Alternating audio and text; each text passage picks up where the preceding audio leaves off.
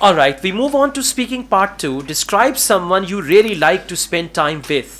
If I had if I had talked to about myself, I would say I am a very reverse person.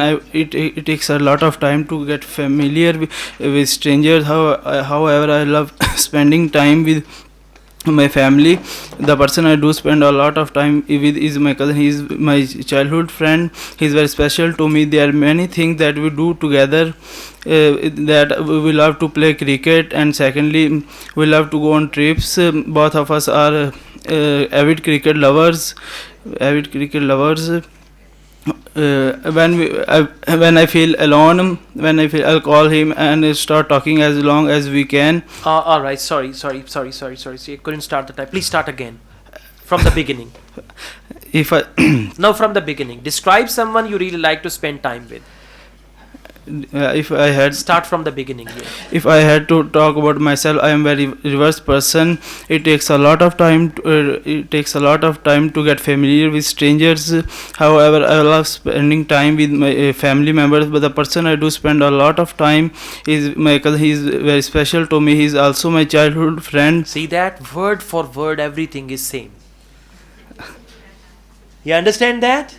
Yeah, I did it on purpose because you have crammed your answer. You have memorized your answer. And examiner will immediately get to know that this is memorized answer. So please try to think and talk. Okay. Don't try to recall or memorize and then talk. Okay? Otherwise you will be caught, and for memorized answer, there is very severe penalty. Yeah. Okay? Let's go on to speaking part 3. Alright. I'll change the questions now. Okay. Why do some people waste their time here and there? People waste their time here and there because they have nothing to do. They have nothing to do, and they are very selfless people. They think that they didn't have any goal to achieve. And Okay, all right. How many generations usually live together in your country? in Pakistan, there are many generations that live together. In past, there are morely three to five generations nowadays.